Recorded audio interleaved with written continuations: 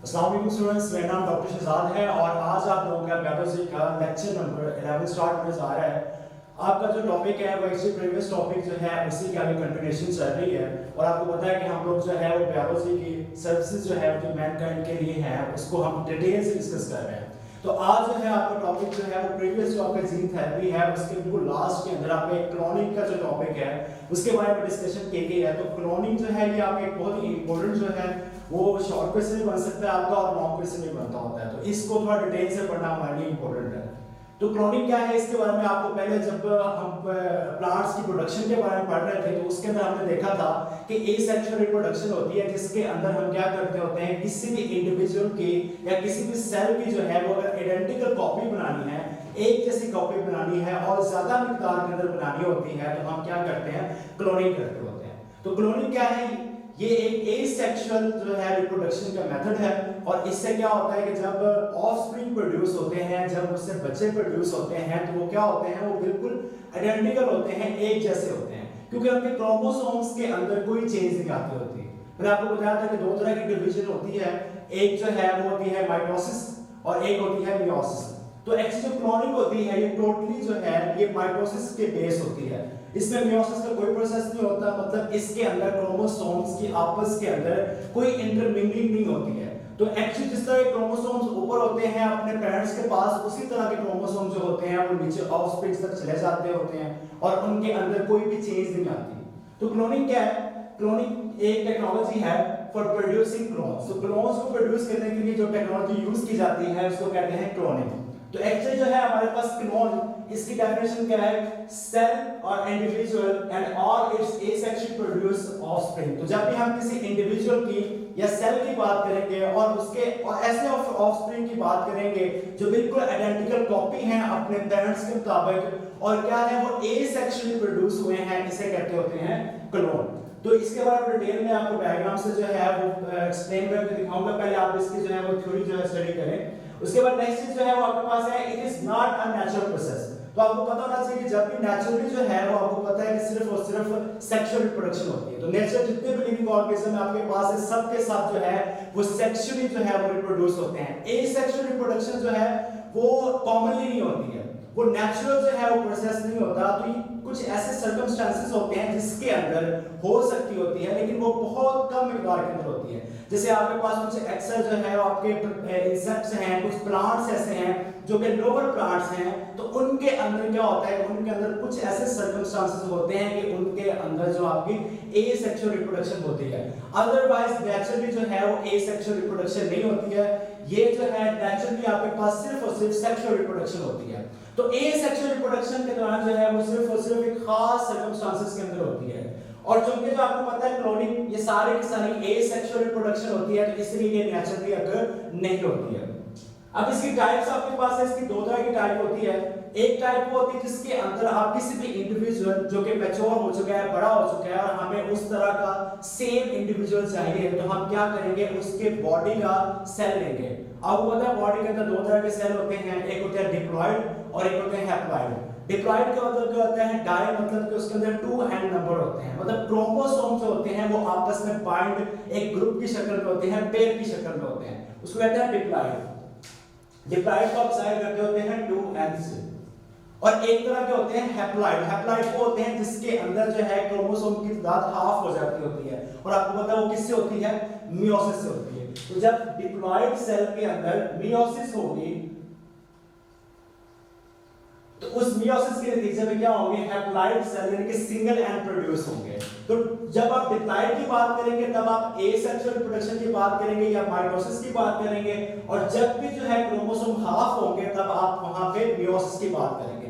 जब भी मियोसिस होगी तब भी उससे क्या होगा, उसका नंबर हाफ हो जाएगा और वो डिप्लॉइड से क्या होते हैं, हैप्लॉइड हो जाते होते हैं। तो सबसे पहले टाइप के अंदर क्या होता है कि हम किसी भी लिविंग ऑर्गेनिज्म के अंदर से जो कि मैच्योर हो चुका है उसकी बॉडी के सेल लेंगे और जब भी बॉडी का सेल लेंगे वो होता है डिप्लॉइड। और जब भी हम जर्म सेल लेंगे मतलब कि उसके एग की बात करेंगे, स्पर्म की बात करेंगे तो वो हैप्लॉइड होते हैं। तो डिप्लॉयड सेल जब आप लेंगे किसी भी बॉडी से, तो और उस डिप्लॉयड सेल को आप किसी भी मदर के अंदर, अगर फॉर एग्जांपल जाइगोट बन चुका है, उस जाइगोट आपको पता है वो भी डिप्लॉयड सेल होता है, तो उस डिप्लॉयड सेल के अंदर से अगर आप न्यूक्लियस निकाल के और किसी भी मैच्योर टाइप का इंडिविजुअल जो हमें चाहिए, जिसकी प्रॉपर्टीज हमें चाहिए, सपोज करें कि ऐसा घोड़ा है जो कि बहुत वैल्यूएबल है, कमर्शियल है, बहुत ज्यादा उसकी कीमत है, तो हमने उस तरह का सेम जो है वो हॉर्स को कॉपी करना है, उसका अपने क्लोन बनाना है, तो हम क्या करेंगे कि उसकी बॉडी का जो डिप्लॉयड सेल है वो हम निकाल लेंगे और एक मदर के अंदर एक फीमेल जो है उसके अंदर से जो उसका जाइगोट बन चुका है पहले से, उसके जाइगोट के अंदर से उसका न्यूक्लियस जो है वो निकाल देंगे और वो वाला उसके अंदर जो है वो हम क्या करेंगे, इनॉकुलेट कर देंगे, वो इसके अंदर हम दाखिल कर देंगे। तो उस तरह क्या होगा कि अब वो जो उसका अपना न्यूक्लियस था वो ज़ाया हो गया और हमने क्या किया कि जो इंडिविजुअल हमें चाहिए था हमने उसका न्यूक्लियस उसके अंदर डाल दिया। तो अब जो नया सेल आपके पास बना हुआ है वो आपको पता है कि आपने पहले भी पढ़ा हुआ है कि ये एजोनिक मैटर के साथ होता है, तो वो वाला सेल जो है उसकी प्रॉपर्टीज वही होंगी जो उसके इंडिविजुअल की होंगी। ये एक टाइप है। सेकंड टाइप कौन सी है, इसके अंदर क्या होता है कि आप किसी तरीके से किसी भी मदर के अंदर, सपोज कि आपको पता है कि हजारों की तादाद के अंदर जो है वो एग्स प्रोड्यूस होते हैं डेली, लेकिन जब भी वहां पे रिप्रोडक्शन की बात होती है, जब भी वहां पे आगे ऑफस्प्रिंग्स की बात होती है, तो होता क्या है कि वहां पे जो जितने भी एग्स हैं उनमें से सारे के सारे जो है उसकी डेथ हो जाती है और सिंगल एक एग जो है वो सर्वाइव करता होता है। और जो स्पर्म्स होते हैं वो तो लाखों की तादाद के अंदर होते हैं, तो जो रिप्रोडक्शन होती है, ट्विंस प्रोड्यूस होने हैं या सिंगल जो है वो ऑफस्प्रिंग प्रोड्यूस होने हैं, इसका जो तहैया करता होता है वो एग करता होता है। एग जो है वो मैटर करता होता है। अगर एग जो है वो सिंगल है तो इसका मतलब क्या है कि उसका ऑफस्प्रिंग भी क्या होगा, सिंगल, एक ही एम्ब्रियो बनेगा और एक ही बेबी बनेगा। लेकिन अगर किसी तरीके से उस सेल के अंदर आप उसको एनवायरनमेंट ऐसा दे दो या बाहर से आप उसको रेडिएशन दे दो या कुछ भी ऐसा करें जिससे क्या हो कि उसका एग जो है वो एक की बजाय क्या हो, दो में डिवाइड हो जाए, या फिर हम ऐसा करें कि एक एग रिलीज करने की बजाय उसकी फीमेल बॉडी से आप दो एग रिलीज करवाएं, तो क्या होगा कि वो वाला एग जो है वो डिफरेंट स्पर्म के साथ मिलकर दो डिफरेंट जाइगोट बनाएगा और एक इंडिविजुअल की जगह पे क्या होगा, दो इंडिविजुअल बनेंगे। इस सारे को मैं जो है आपको डायग्राम से ड्रा करके दिखाता हूं।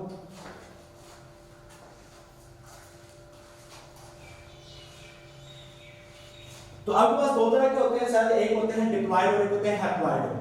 पहले टाइप हमने डिस्कस की थी जिसके अंदर हमने ये पढ़ा था कि मैच्योर जो बॉडी है उसके अंदर से आपको डिप्लॉयड सेल का न्यूक्लियस निकालना है और मदर के सेल के अंदर जो जाइगोट है उसके अंदर से आपने वो न्यूक्लियस निकाल के उसकी जगह पे आपने डाल देना है। सपोज करें हमारे पास ये हॉर्स है और इस हॉर्स की जो क्वालिटी है वो क्या है, कमर्शियल है, बहुत वैल्यूएबल है, बहुत महंगा है और हमने इसको क्लोन करना है, इसकी कॉपी करनी है। तो इसका जो सेल है वो आपको पता है इसकी बॉडी का, जब भी आप सेल लेंगे तो उसके अंदर क्रोमोसोम की तादाद क्या होगी, 2 होगी, मतलब कि क्या होंगे वो डिप्लॉयड। तो ये एक डिप्लॉयड सेल है, ये वो वाला सेल है जिसकी प्रॉपर्टीज हमें चाहिए। तो आप दूसरी साइड पर क्या करेंगे, जो फीमेल हॉर्स है उसके पास क्या हुआ है कि उसके अंदर नॉर्मल एक रिप्रोडक्शन हो रही है, नॉर्मल जो है उनके दरमियान के अंदर मेटिंग हुई है और उनके दरमियान में जाइगोट बना है। तो आपको पता है ये उसका एग है, जब इसके साथ आके स्पर्म अटैच करेगा तो वो क्या करेगा, स्पर्म जो है वो भी हैप्लॉयड है। जब भी आप एग की बात करेंगे, जब भी आप स्पर्म की बात करेंगे, उसके अंदर क्रोमोसोम की तादाद क्या होती है, हाफ होती है, तो उसके अंदर जो है वो क्या होंगे, हैप्लॉयड सेल होंगे, यानी कि ये सिंगल एन होगा और ये भी सिंगल एन होगा। ये एग है और ये क्या है, स्पर्म है। तो जब ये दोनों जो है ये सिंगल क्रोमोसोम्स वाले ये आपस में मिलेंगे तो यहाँ पे फर्टिलाइजेशन होगी और फर्टिलाइजेशन के नतीजे में आपके पास क्या बनता होता है, जाइगोट बनता है। तो जाइगोट सपोज करें कि यहाँ पे आपका स्पर्म और एग आपस में मिल गया और मिलने के बाद क्या किया इसने, जाइगोट बना दिया। तो अब ये आपके पास एग नहीं रहा बल्कि आपके पास क्या हो गया, जाइगोट रह गया। और जो जाइगोट होता है ये किससे मिलकर बना होता है, एक स्पर्म से मिलकर बना होता है और एक एग से मिलकर बना होता है। एक जो सिंगल एन है वो स्पर्म का है और दूसरा सिंगल एन जो है वो आपके पास एग का है, स्पर्म का है। दोनों आपस में जब मैच करेंगे तो आपके पास डिप्लॉयड सेल बनेगा। तो ये वाला भी सेल आपके पास क्या है, डिप्लॉयड है।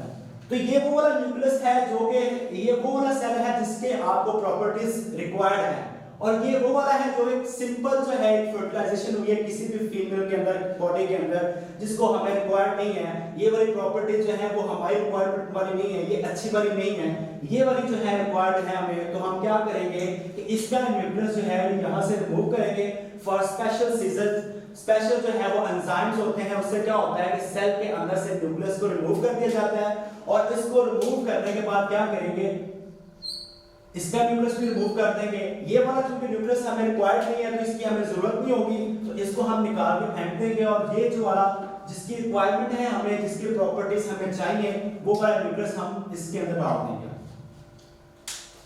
तो ये आपके पास जो जाइगोट बनेगा इसकी प्रॉपर्टीज क्या होंगी, बिल्कुल सेम वैसी होंगी जो कि इस हॉर्स की होगी। तो अब क्या करेंगे, इसको दोबारा फिर जाइगोट को आप क्या करेंगे, मदर की जो है बच्चेदानी जो है उसके अंदर डाल देंगे, जिसे वूम्ब कहते होते हैं। तो जब उसको वूम्ब के अंदर डालेंगे तो वो वाला जो आपका जाइगोट है वो एक डिफरेंट टाइम पीरियड, एक खास टाइम पीरियड जो होता है हर एक ऑर्गेनिज्म का, जैसे कि ह्यूमन बीइंग का जो होता है वो 9 मंथ्स होता है। तो जब एक एम्ब्रियो जो है वो 9 मंथ का जो पीरियड अपना पूरा करेगा, तो पूरा करने के बाद क्या होगा कि उसकी जो है वो बर्थ हो जाती होती है। तो सिंपली यहाँ पे भी ऐसे होगा कि ये आपका जब जाइगोट मदर की वूम्ब के अंदर जाएगा तो वो अपना एक टाइम पीरियड वहां पे पूरा करेगा, और पूरा करने के बाद जब आपके पास वो इंडिविजुअल नया बनेगा, वो जो नया हॉर्स बेबी हॉर्स होगा, वो क्या होगा, उसकी प्रॉपर्टी सेम होगी जो आपके पास मैच्योर हॉर्स जिसका आपने सेल लिया था। तो ये वाला चीज जो है आपके पास क्या होता है, कमर्शियल लेवल पे आपने इसको प्रोड्यूस करना होता है। अब देखें कि ये वाला जो जितना प्रोसीजर है ये एक इनएक्सपेंसिव नहीं है, बहुत ज्यादा एक्सपेंसिव है। तो ये आप सिंपल किसी भी ऑर्गेनिज्म के लिए नहीं कर सकते, ये आप उनके लिए करते होते हैं जो कि ज्यादा जो है आपकी वैल्यूएबल होती हैं चीजें। जैसे कि आपके पास रेसिंग हॉर्स होते हैं, वो क्या होता है, उसको मिलियंस के लिहाज से, मिलियन डॉलर्स के लिहाज से उसके ऊपर बैटिंग लगती होती है, तो वो क्या होते हैं, ज्यादा स्पीड वाले होते हैं, कुछ ज्यादा प्यारे होते हैं। तो ऐसी चीजें जो कि ज्यादा वैल्यूएबल है तो उनका हम क्लोन बना सकते होते हैं। तो ये यहाँ पे आपका जो है एक टाइप का डिस्कस किया गया, जिसके अंदर हमने क्या किया कि बॉडी का डिप्लॉयड सेल निकाल के उसको जाइगोट वाले सेल से रिप्लेस कर दिया, और उसके बाद उसको मदर की वूम्ब के अंदर अटैच कर दिया। फिर उसने क्या किया, अपना एक खास पीरियड जो है वो अपना वहां पे गुजारा, और उसको गुजारने के बाद मदर के अंदर उसकी बर्थ हुई, और बर्थ के बाद जो आपके पास बेबी आएगा, जो ऑफस्प्रिंग होगा, उसके जो करैक्टर होंगे वो एग्जैक्टली सेम होंगे जो उसके पेरेंट के थे, जो उसके हॉर्स के थे, जहां से हमने वो वाला न्यूक्लियस निकाला था। तो ये आपकी एक टाइप है। दूसरी टाइप मैंने आपको डिस्कस करके दिखाई थी, उसके अंदर क्या होता है कि आपके पास जो है सपोज करें कि एक एग होता है और एक जो है वो स्पर्म होता है।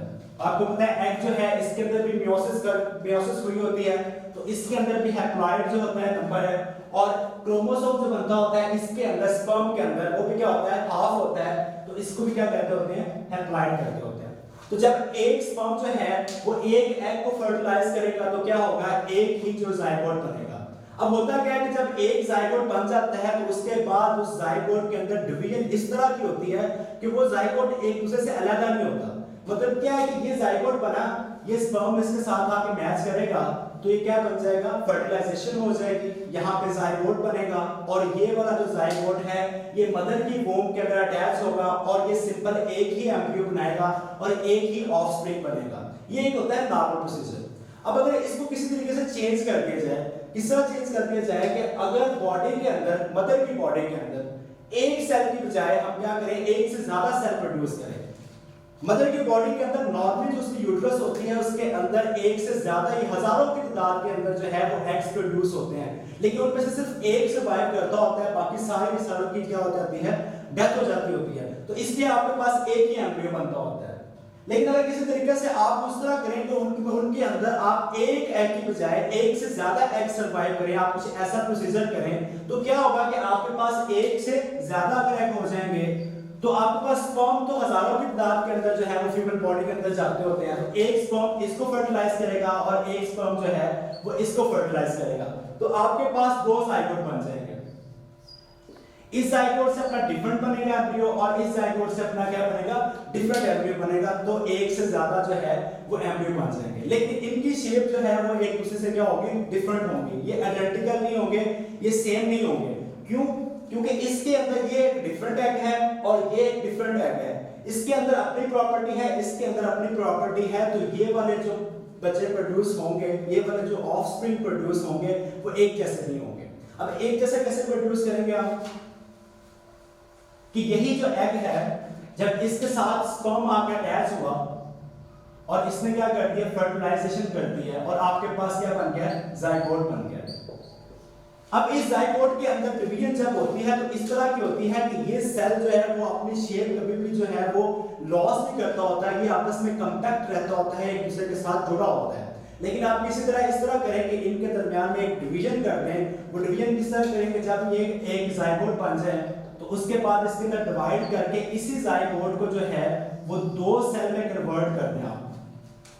मतलब आपने एक्स्ट्रा डिवीजन कर लिया। जब उस जाइगोट की एक एक्स्ट्रा डिवीजन हो जाएगी तो आपके पास क्या होगा कि एक जाइगोट है लेकिन उसकी डिवीजन क्या हो गई है, 2 हो गई है। तो अब आपके पास जो है वो 2 इंडिविजुअल जो है वो प्रोड्यूस होंगे। तो वो मदर की वूम्ब के अंदर वो दोनों जो ऑफस्प्रिंग होंगे वो क्या करेंगे, दोनों जो एम्ब्रियो होंगे वो उसकी वॉल के साथ अटैच हो जाएंगे।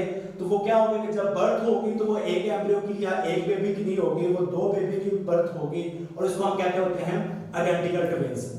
तो ये आइडेंटिकल ट्विंस कैसे बने, अब ये एक जैसे क्यों है, क्योंकि इसके अंदर जो है वो जाइगोट हमने अलग नहीं बनाया। 2 एग्स जो है वो फर्टिलाइज नहीं हुए बल्कि एक ही एग जो है वो फर्टिलाइज हुआ है।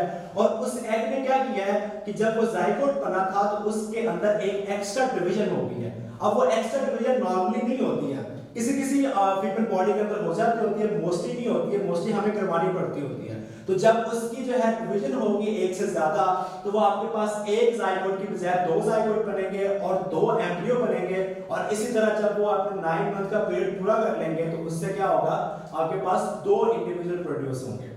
अब इसकी इंपॉर्टेंस क्या है कि आज जो हमने इतना कुछ किया, इसकी क्लोनिंग को इतना पढ़ा है, इसका एडवांटेज क्या है, इसकी इंपॉर्टेंस क्या है। तो सबसे पहली चीज है पेडिग्री। अब जो पेडिग्री होती है इसके अंदर क्या होता है कि आपको कभी मैंने बताया कि बैटिंग वाले कुछ होते हैं, कुछ ऐसे ऑर्गेनिजम्स होते हैं, लिविंग ऑर्गेनिज्म, ऐसे एनिमल्स होते हैं जो कि कमर्शियली बहुत इंपॉर्टेंट होते हैं, बहुत वैल्यूएबल होते हैं। तो हम क्या करते हैं, अगर आपके पास एक ऐसा पेट है या ऐसा आपके पास एनिमल है जिसकी क्वालिटी बहुत ज्यादा अच्छी है और आप चाहते हैं कि वो वाला एनिमल आपके पास हमेशा रहे, तो आपने क्या करना है, उस तरह के आपने ऑर्गेनिज्म या उस तरह के आपने एनिमल्स और प्रोड्यूस करने हैं तो आप उसकी क्या करते होते हैं, क्लोनिंग करते होते हैं। तो एक जो बेनिफिट है वो ये वाला है। सेकंड बेनिफिट जो है वो क्या है, ऑर्गन ट्रांसप्लांटेशन। तो अगर हम किसी तरीके से ह्यूमन बीइंग जो है इंसानों को क्लोन बना लें तो उसमें साइंटिस्ट जो है ये बिलीव करते हैं कि अगर सपोज करें कोई भी ह्यूमन बीइंग है, उसका कोई भी ऑर्गन अगर डिस्ट्रॉय हो जाता है, डिजीज हो जाती है उसका हार्ट फेल हो जाता होता है, उसके किडनी फेल हो जाते हैं, उसके लिवर फेल हो जाता है। और आपको पता है अल्लाह ताला ने हमें क्या दिया हुआ है, जितने भी आपको ऑर्गन्स दिए हुए हैं वो डिफाइंड नंबर के अंदर दिया हुआ है। आपको एक हार्ट, एक जो है आपको ब्रेन दिया हुआ है, 2 किडनी दिए हुए हैं और ये वाली जो चीजें आपको बॉडी में प्रोवाइड की हैं ये आपकी जो है ये परफेक्ट होती हैं, ये इससे ज्यादा बढ़ती नहीं होती हैं। तो आप क्या कर सकते हैं कि अगर किसी के अंदर जो है वो हार्ट फेल हो जाता है या किडनी फेल हो जाते हैं तो अगर जो है साइंटिस्ट जो है अपना एक जैसा जो है वो क्लोन बना दें, अगर सपोज करें कि ह्यूमन बीइंग का जो है अगर क्लोन बना दिया जाए बिल्कुल एग्जैक्टली हर एक इंसान का अपना एक क्लोन भी हो, अपनी कॉपी भी हो, तो उसका बेनिफिट क्या हो सकता होता है कि अगर उसके जिंदगी के अंदर कभी भी कहीं पे भी उसको अगर हार्ट की जरूरत पड़ेगी, अगर उसको अपनी किडनी की जरूरत पड़ेगी या लिवर की जरूरत पड़ेगी तो वो अपना जो सिंपल जो उसकी कॉपी बनी हुई है वो उसका ऑर्गन निकाल के अपने जिस्म के अंदर डाल सकते हैं, ट्रांसप्लांट कर सकते हैं। लेकिन ये वाला बेनिफिट जो है वो हमें अभी कर नहीं सकते क्योंकि इसके अंदर क्या होता है, एक रिलीजियस बिलीफ आता होता है, एक हम दोनों का एक इस्लाम जो है इस चीज की इजाजत नहीं देता होता कि हम एक ही इंसान का क्लोन बना सकें। तो इसलिए साइंटिस्ट जो होते हैं वो इंसानों का क्लोन नहीं बनाते होते, तो वो मोस्टली एक्सपेरिमेंटली जो है वो क्या करते हैं, शीप का क्लोन बना सकते हैं, कौ का बना सकते हैं, हॉर्स का बना सकते हैं और ये सारे का सारा प्रोसीजर आपका लेबोरेटरी के अंदर होता है। लेबोरेटरी के अंदर भी सारे का सारा जो इन्वायरमेंट जो एक बॉडी को मिलता होता है वही इन्वायरमेंट सेम जो है वो लेबोरेटरी के अंदर आपको देते होते हैं, उस सेल को देते होते हैं और वो सेल ग्रो कर जाता है। और आपको पता होना चाहिए एक सिंपल प्रोसीजर नहीं है, बहुत ही कॉम्प्लेक्स प्रोसीजर होता है, तो इसलिए ये इतना इजी नहीं है। तो क्लोनिंग के ऊपर आपका जो है वो लॉन्ग क्वेश्चन आ सकता है, शॉर्ट क्वेश्चन भी आ सकता है इसके अंदर। सबसे पहले आपने इसकी डेफिनेशन बतानी है, क्लोनिंग की डेफिनेशन। सेकंड चीज आपने क्लोन की डेफिनेशन बतानी है, आइडेंटिकल, सेम और एसेक्सुअल प्रोड्यूस, इसे कहते होते हैं क्लोन। और आपके पास टाइप्स जो है इस तरह के दो हैं। एक जो है आप इंडिविजुअल के बॉडी सेल को लेके डिप्लॉयड सेल को लेके जाइगोट का जो डिप्लॉयड न्यूक्लियस है उसको निकाल के उसकी जगह पे डाल देते हैं, तो एक वो वाला आपके पास क्लोन बनता है। सेकंड जो आपके पास क्लोन है वो ये होता है कि आपको क्या करना है कि उसी एग की जो एक एग है उसके आपने डिवीजन ज्यादा कर देनी है। तो जब एक से ज्यादा डिवीजन होंगे तो उससे क्या होगा, आपके पास एक से ज्यादा जो है वो कॉपीज बन जाएंगी और वो आइडेंटिकल सेम होंगे। इंपॉर्टेंस आपने इसकी बतानी है, दो इंपॉर्टेंस है। सबसे पहले कैटेगरी जिसके अंदर आपके पास प्रोडक्शन ऑफ वैल्यूएबल एनिमल्स आती हैं, और सेकंड आपके पास है ऑर्गन ट्रांसप्लांटेशन जो कि अभी जो है वो इतनी ज्यादा कमर्शियली आपका कमर्शियल लेवल पे इतना नहीं आया, ये अभी सिर्फ और सिर्फ एक्सपेरिमेंटल है। तो इसके बारे में आपने डिटेल में आपने याद करना है। अब आपका जो नेक्स्ट आपको छोटा सा टॉपिक है वो है एनवायरमेंटल पोल्यूशन और उसकी प्रोटेक्शन। बायोलॉजी ने किस तरह कौन से ऐसे जो है वो स्टेप्स किए हैं जिसने हमारे एनवायरनमेंट को जो है वो प्रोटेक्ट किया है। तो सबसे पहले आपके पास एनवायरनमेंट के अंदर कौन-कौन सी ऐसी चीजें हैं जो कि पोल्यूशन क्रिएट करती हैं। सबसे पहली चीज आपकी इंडस्ट्रीज जो है वो आपके एनवायरनमेंट के अंदर सबसे ज्यादा जो है वो पोल्यूशन लाने का सबब है। तो उसके अंदर आपको पता है कि जो भी पोल्यूटेड होता है उसके अंदर आपके पास हैवी मेटल्स होती हैं। अब हैवी मेटल्स कौन-कौन सी हैं, अगर आप बात करें टैनरीज की, कि वो वाली इंडस्ट्रीज जो कि चमड़ा जो है उसको रंग करती होती हैं उसको टैनरीज कहते हैं। तो टैनरीज के अंदर आप देखें तो उनके अंदर एक हैवी मेटल होता है क्रोमियम। क्रोमियम क्या होता है, ये कार्सिनोजेनिक होता है, ये कैंसर फैलाता होता है जब ये बॉडी के अंदर एंटर होता है। तो इस तरह होता है कि जब भी जहां पे भी कोई टैनरी होती है, जहां पे भी ऐसी कोई इंडस्ट्री होती है जो कोई चमड़े को जो है वो रंगते होते हैं, तो उसके क्या करते होते हैं कि उसका जितना भी वेस्ट होता है वो सारे के सारे आपने देखा होगा कि हर एक इंडस्ट्री का वो कहां जाता होता है, वो रिवर्स के अंदर जाता होता है, वो कैनाल्स के अंदर जाता होता है। अब होता क्या है कि वो क्रोमियम जो है वो इतना ज्यादा जो है वो हैजर्ड्स होता है, इतना ज्यादा वो हार्मफुल होता है कि वहां पे जो फिश होती हैं उन फिशेस के लिए भी क्या है बहुत ज्यादा नुकसानदेह है। और अगर किसी तरीके से वो इंसानों के पीने वाले पानी के अंदर अगर चला जाता है तो वो इंसानों के लिए भी बहुत ज्यादा खतरनाक है, कैंसर फैलाता होता है। और उसके बाद अगर आप लेड की बात करें तो आपको पता है डेली इतना लेड जो है वो इनहेल करते हैं। जितने भी आप डीजल है आपका, जितने भी आपका ये पेट्रोल है उसके अंदर क्या होता है, लेड होता है। तो जब भी ये कंबस्टन होती है इसकी, आपके ऑटोमोबाइल्स हैं जितनी भी, इसके अंदर कार्स आ जाती हैं आपकी, सारी की सारी आपकी बाइक्स आ जाती हैं, तो जब वो वाला डीजल और वो वाला पेट्रोल जिसके अंदर लेड ज्यादा मिकदार के अंदर होता है, जब उसकी कंबस्टन होती है, जब वो बर्निंग होती है, तो उससे क्या होता है, लेड एनवायरनमेंट के अंदर फैलता होता है। अभी आपने देखा होगा कि जो आपके पास पेट्रोल आता है उसकी जो है उसका कलर भी चेंज हो गया। पहले जो था उसका कलर जो है वो पिंक कलर का होता था, रेड कलर का होता था, लेकिन अब जो है आपके पास ग्रीन कलर का आता है। तो इसमें क्या हुआ कि उसने क्रोमियम के अंदर, इसके अंदर लेड की जो मिकदार है वो कम कर दी गई है। तो जो आपकी जो है एनवायरनमेंट के अंदर पोल्यूशन जो है वो कम से कम करता होता है। तो इस एनवायरमेंटल पोल्यूशन को खत्म करने के लिए बायोलॉजी ने क्या प्रोटेक्शन स्टेप किया है, वो स्टेप ये है कि इसे कहते होते हैं बायोरेमिडिएशन। बायोरेमिडिएशन के अंदर क्या होता है कि आप लिविंग ऑर्गेनिज्म को इस्तेमाल करके एनवायरनमेंट के अंदर जितने भी पोल्यूटेंट्स होते हैं उनको आप खत्म करते होते हैं। जैसे कि बैक्टीरिया हो गया, जैसे कि फंजाई हो गई, जैसे कि एल्गी हो गई। अब एल्गी के बारे में ये कहा जाता है कि अगर इसको किसी भी ऐसे वाटर के अंदर लगा दिया जाए जिसके अंदर ज्यादा मिकदार के अंदर पोल्यूटेंट्स हैं, हैवी मेटल्स हैं या बहुत सी चीजें और पोल्यूटेंट्स हैं वहां पे, तो उसके अंदर आप अगर एल्गी को ग्रो कर देते हैं तो एल्गी क्या करती होती है, वो सारे के सारे जो हैवी मेटल्स हैं उसको अब्सॉर्ब करती है और आपके सारे के सारे वाटर को क्या कर देती होती है, फिल्टर कर देती है। तो ये बायोरेमिडिएशन एक ऐसा तरीका होता है जिसके अंदर आप लिविंग ऑर्गेनिज्म का इस्तेमाल करके आप एनवायरनमेंट के अंदर जितनी भी हैवी मेटल्स होती हैं, जितने भी पोल्यूटेंट्स होते हैं उसको क्लियर करते होते हैं। तो बायोरेमिडिएशन की आपने एक डेफिनेशन याद करनी है, बहुत इंपॉर्टेंट है। और इसके अलावा एक और चीज है, आपने पढ़ा होगा कि बायोलॉजी के अंदर मोस्टली आपको लिविंग ऑर्गेनिजम्स के साथ आपका ताल्लुक होता है और ऐसी स्पीशीज हजारों की तादाद के अंदर स्पीशीज मैंने आपको बताई थी 25 लैक्स जो हैं वो स्पीशीज अभी तक जो है वो दरियाफ्त हुई हैं और अभी इतनी ज्यादा हैं जो कि अभी तक दरियाफ्त हुई नहीं है। और उनमें से कुछ ऐसी हैं जो कि आहिस्ता आहिस्ता खत्म होती जा रही हैं। और वो कैसे खत्म होती जा रही हैं, एनवायरनमेंट की चेंज के होने की वजह से। तो एनवायरनमेंट जब भी चेंज होता है तो कुछ स्पीशीज ऐसी होती हैं जिनको अपनी सर्वाइवल के लिए जो है वो खतरा लग जाता है। तो ऐसी स्पीशीज जो कि खत्म होने वाली हैं, जिनकी मिकदार जो है वो कम, क्वांटिटी कम होती जा रही है, उसको कहते होते हैं इंडेंजर्ड स्पीशीज। तो उसके मामले में क्या किया हुआ है, एक बायोलॉजी ने कुछ ऐसे तरीके बयान किए गए हैं, कुछ ऐसे स्टेप्स बताए हुए हैं जिसके थ्रू हम क्या करते होते हैं, एंडेंजर्ड स्पीशीज जितनी भी हैं उनको हम प्रोटेक्ट करते होते हैं, उनको हम अलग कर देते होते हैं और उनका शिकार जो है वो खत्म कर दिया गया है ताकि वो और स्पीशीज जो है वो आगे से आगे आगे रह सके, ज़्यादा देर तक आगे जो है वो ग्रो कर सके। तो ये सारा का सारा आज तक जितना हमने डिस्कस किया और प्रीवियस 2 लेक्चर जो हैं वो सारे के सारे बायोलॉजी की सर्विसेज थी मैनकाइंड के अंदर, जिसमें डिजीज कंट्रोल आ गया था, फूड की प्रोडक्शन आ गई थी और एंड के अंदर आपके पास एनवायरनमेंट पोल्यूशन जो है और उसकी प्रोडक्शन कैसे की जाती है इसके बारे में डिस्कस किया गया है। तो ये लॉन्ग क्वेश्चन के अंदर आपके तीनों नहीं आते होते हैं, ये आपके अलग-अलग से शॉर्ट क्वेश्चन आते होते हैं, तो इसको अपने अलग-अलग जो है वो डिस्कस करना है। तो यहाँ तक जो है ये आपका चैप्टर आज का खत्म हो गया। तो इंशाल्लाह नेक्स्ट लेक्चर के अंदर हम इसकी एक्सरसाइज करेंगे। तो तब तक के लिए अल्लाह हाफिज़।